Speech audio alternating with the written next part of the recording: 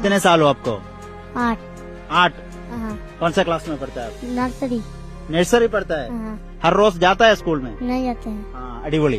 ഇതും 8 വയസ്സായി നഴ്സറിയിലാണ് പഠിക്കുന്ന കുട്ടി. നമ്മുടെ നാട്ടിലൊക്കെ 5-6 വയസ്സായാൽ അപ്പോഴേ 1ാം ക്ലാസ്സിൽ ചേർക്കുന്ന പതിവാണ്. പക്ഷേ 10 വയസ്സായിട്ടും 8 വയസ്സായിട്ടും ഒക്കെ നഴ്സറിയിലും 1ാം ക്ലാസ്സിലും പഠിക്കുന്ന കുട്ടികളാണ്. സ്കൂളിൽ ഇവർക്ക് പോകാൻ കഴിയുന്നില്ല എന്നുള്ളതാണ് ഇവിടുത്തെ വിദ്യാർത്ഥികൾ പറയുന്നത്. മുതിർന്നവരുടെ പ്രതികരണം കൂടി നോക്കാം. क्यों ये बेटा क्यों नहीं जाता है स्कूल? स्कूल बहुत दूर में है ना, इसीलिए जा नहीं पाता है। भेजते हैं हर रोज लेकिन जाता नहीं है। सुविधा नहीं है।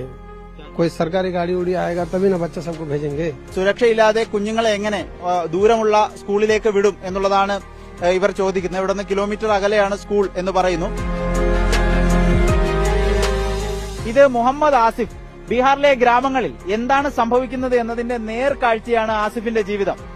क्यों आप छोड़ दिया? स्कूल में पढ़ाई नहीं होती है, मैं स्कूल छोड़ दिया इसीलिए। टीचर नहीं आते, 8 घंटे में 2 घंटे में टीचर आते, बाद बाकी टीचर आते तो बढ़िया से पढ़ाता नहीं, इसलिए मैं स्कूल छोड़ दिया। नहीं है. 8 മണിക്കൂർ സ്കൂൾ ഉണ്ടെങ്കിൽ അത് 2 മണിക്കൂർ മാത്രമാണ് പഠനമുള്ളത്. അതുകൊണ്ട് താൻ സ്കൂളിൽ പോകുന്നില്ല എന്നാണ് ആസിഫ് പറയുന്നത്. ഇതാണ് ബീഹാറിൽ സംഭവിച്ചുകൊണ്ടിരിക്കുന്നതിന്റെ നേർചിത്രം.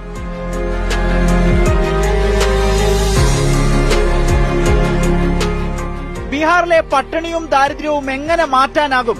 വിദ്യാഭ്യാസം, അതൊന്നുകൊണ്ട് മാത്രമേ മാറ്റം സാധ്യമാവുകയുള്ളൂ.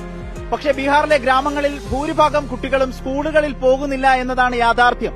ആ അവസ്ഥയും മാറിയേ തീരൂ.